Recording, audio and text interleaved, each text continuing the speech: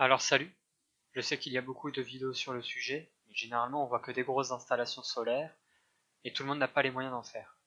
Étant étudiant et visant l'autonomie énergétique, je suis donc concerné par ce problème.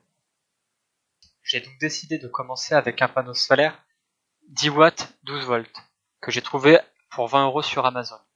J'ai cherché sur plusieurs autres sites s'il y en avait moins cher, et le moins cher que j'ai trouvé était à 13 €. Vous allez me dire que 13 € c'est bien pour un panneau de 10 watts. Le problème, c'était les 20 € de frais de port supplémentaires, sans compter les taxes qui s'y ajoutent. C'est pour cela que j'ai choisi Amazon. Le prix revenait moins cher, 20 € donc, et il n'y avait pas de frais de port. Ça m'arrangeait d'autant plus, car le temps d'attente était moins long. La batterie revenait à 30 €. Au moment de la commander, frais de port et taxes se sont ajoutés, et je suis passé à 70 € la batterie. J'ai donc décidé de la prendre sur Amazon à 47 €. Je cite beaucoup Amazon, mais aucun placement de produit là-dedans. Je vous raconte mon expérience. Libre à vous de penser ce que vous voulez. C'est une batterie Ultracell qui fait 12 volts et 18 ampères-heure. Pour la batterie, par exemple, j'aurais pu aller au ferrailleur et l'acheter au kilo. C'est bien, mais je veux un système durable dans le temps. J'ai donc préféré investir dans une batterie neuve. Il ne faut pas oublier que même si l'énergie est solaire, c'est bien, c'est durable, la batterie, elle, c'est un polluant difficilement recyclable. D'où mon choix pour une batterie neuve et garantie. Ensuite, j'ai préféré mettre le prix plutôt que de devoir la changer. Car une batterie récupérée, je l'aurais achetée 14, 15 € à 1 € le kilo. Et rien ne me dit que dans 6 mois, 1 mois, demain, la batterie ne me lâchera pas dans les mains. Là au moins, j'ai la garantie que la batterie durera. Après, si elle tombe en panne demain, j'ai la garantie 1 an du constructeur pour la changer sans frais supplémentaires. Pour le régulateur de charge, sur le même site, je l'ai eu à 12 €. Je l'ai recherché sur eBay, provenance de Chine, frais de port gratuits. C'est à peu près les mêmes prix, aux alentours de 10-15 €. J'ai donc préféré, au lieu de payer le même prix et attendre 1 mois supplémentaire, de faire la commande groupée que j'ai reçue au bout d'une semaine. Pour le câblage, j'ai été le chercher au Brico Dépôt du coin. Le câblage est très important sachant que ma batterie fournit 18 ampères-heure. Il me fallait au minimum un câblage de section 6 mm² que j'ai acheté à 2,54 € le mètre chez Brico Dépôt. Pourquoi? Parce que dedans, il y avait 3 câbles de 6 mm², comme vous pouvez le voir sur la photo que je mets sur l'écran. J'ai donc retiré la gaine en caoutchouc pour utiliser les 3 câbles indépendamment. J'ai coupé un des 3 câbles de moitié pour connecter le régulateur de charge à la batterie. Pour relier le panneau solaire à la batterie, j'ai donc pris les 2 câbles d'1 mètre. J'ai regardé, on pouvait en acheter 10 mètres, 20 mètres sur le net, mais c'était pas intéressant pour mon installation.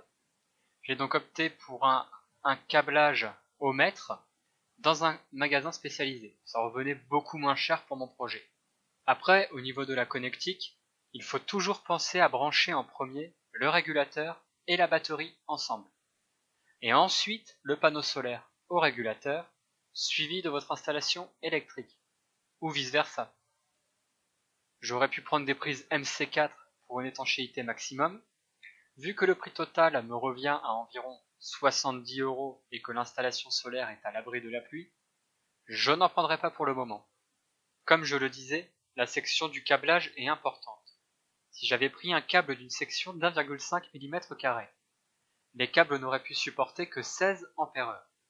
Sachant que ma batterie fournit 18 ampères-heure, les câbles auraient cédé, favorisant un risque d'incendie. Ce qu'il faut retenir, c'est que ce n'est pas stable. Du coup, j'ai choisi du 6 mm² pour pouvoir maintenir une tension de 20 ampères-heure. Sachant que ma batterie fournit du 18 ampères-heure, j'ai le temps de voir venir avec mon installation. Et j'ai donc un montage stable dans le temps. Passons au montage. Vous avez votre panneau solaire. Ici, c'est un Enjoy Solar. On le retrouve sur les parcs-mètres. Je vous laisse voir les caractéristiques techniques du panneau en espérant que vous voyez bien. Dedans, il y a une petite diode anti-retour. Elle sert à protéger les cellules d'un retour inverse du courant, si la batterie envoie l'électricité dans le panneau par exemple. Donc c'est vraiment la diode. Donc ensuite c'est facile à monter. Une fois vos câbles dénudés, pour mon panneau solaire ici c'est le moins, et là je vous montre le moins, ensuite le plus. Vous avez juste à serrer avec une pince à étau, et voilà pour le panneau solaire.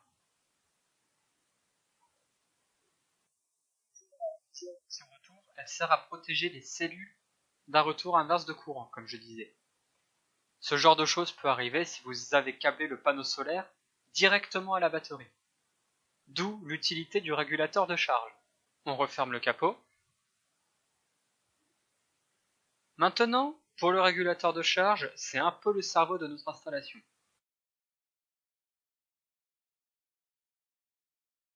Ici, le contrôle de température. C'est une petite option bien utile pour connaître la température de la pièce, car les batteries, elles, dureront mieux dans le temps en dessous de 25 degrés. Au-delà de ces 25 degrés, la durée de vie de la batterie s'en retrouvera réduite.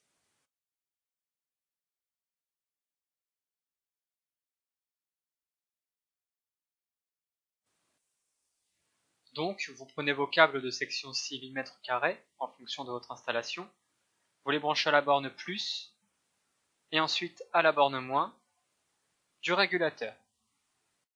Bon, vous câblez ensuite le plus du régulateur au plus de la batterie, et le moins du régulateur au moins de la batterie.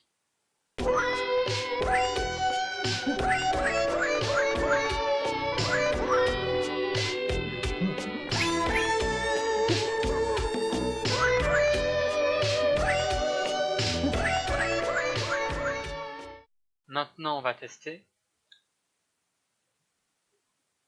On peut voir que le régulateur de charge est en bon fonctionnement.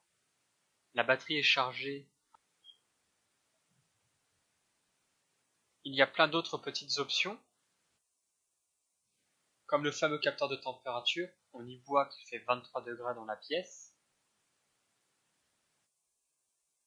La lampe indique la restitution de la charge de la batterie vers les appareils externes.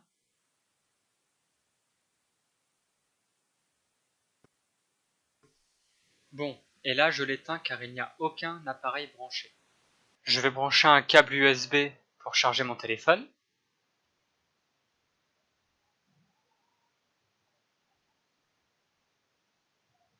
On peut voir que l'appareil est en charge et que la batterie est en état de fonctionnement.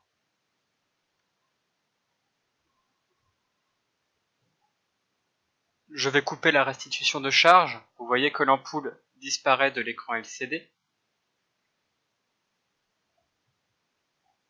La batterie ne restitue donc plus la charge et le téléphone s'éteint normalement. On reteste. Ça répartit la charge. Et on voit que la batterie restitue l'énergie. Maintenant que la première partie du montage est réalisée, on va brancher le panneau solaire au régulateur de charge pour pouvoir charger la batterie avec le soleil. Pour cela, on regarde bien le panneau solaire sur les bornes moins et le plus, le moins et le plus.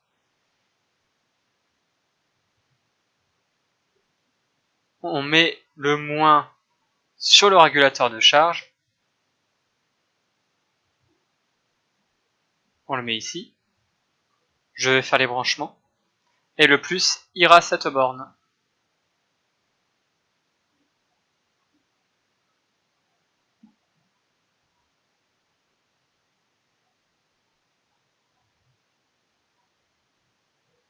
Bon, c'est un petit peu galère, hein.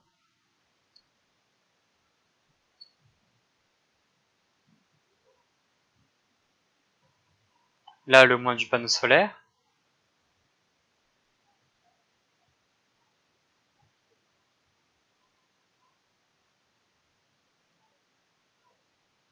On prend. Et ici, le plus. C'est aussi simple que ça.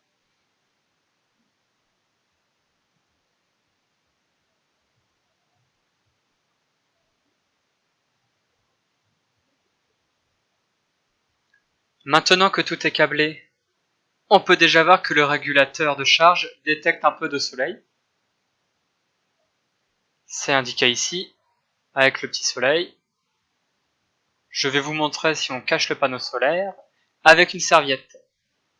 Là, le panneau solaire n'a plus accès au soleil. Le régulateur de charge passe sur batterie. Et voilà le travail. Bon, une petite rectification. là, maintenant que le panneau solaire est face au soleil, vous pouvez voir la flèche qui clignote. Tout est pris en charge. Le panneau solaire redistribue l'énergie en électricité vers la batterie. Qui dit panneau solaire dit besoin de soleil. Le soleil, c'est le facteur le plus important. Grâce à lui et aux photopiles, nous aurons de l'électricité. Il faut donc bien penser au positionnement du panneau dans votre terrain et aussi du soleil. Car c'est bien beau de poser le panneau solaire sur le toit, mais si le panneau n'est pas exposé au soleil, il ne produira rien du tout, ou très peu. Ici, par exemple, le temps est pluvieux. Il n'y a pas de soleil et pourtant il détecte un peu de photons. C'est pour ça que la petite image du panneau s'affiche quand même. Et que si le panneau est couvert, la petite image du panneau solaire disparaît. Pour pallier à ça, si vous avez un terrain, une maison HLM ou un appartement, vous pouvez très bien positionner le panneau solaire sur un support amovible, à roulette ou qu'importe, pour pouvoir le bouger en fonction de l'ensoleillement. Personnellement, vu que je suis locataire au moment de cette vidéo, c'est le système que je vais utiliser.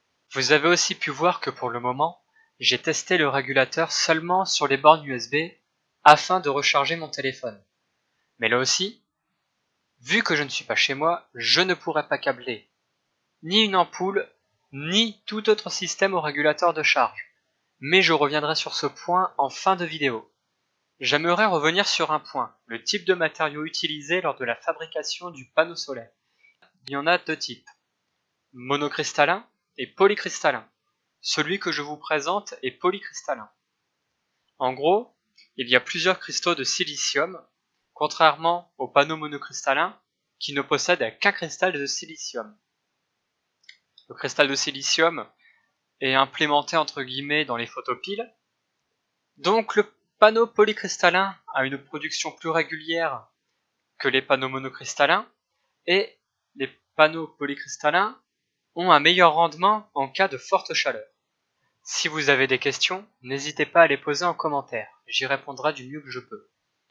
Au niveau de l'avenir de la chaîne, les fréquences des vidéos seront aléatoires, car c'est une chaîne où je veux faire plaisir autant à vous qu'à moi, en partageant mes idées pour une route vers l'autonomie, autant énergétique qu'alimentaire. Aussi, je donnerai quelques conseils de bricolage, si l'envie me prend, mais ce sera le sujet d'une autre vidéo. On est quand même loin de l'autonomie en électricité. Il faut aussi penser, si vous voulez être autonome en électricité, à diversifier vos montages en utilisant l'énergie solaire, du vent et de l'eau en même temps, ou autant que vous pouvez.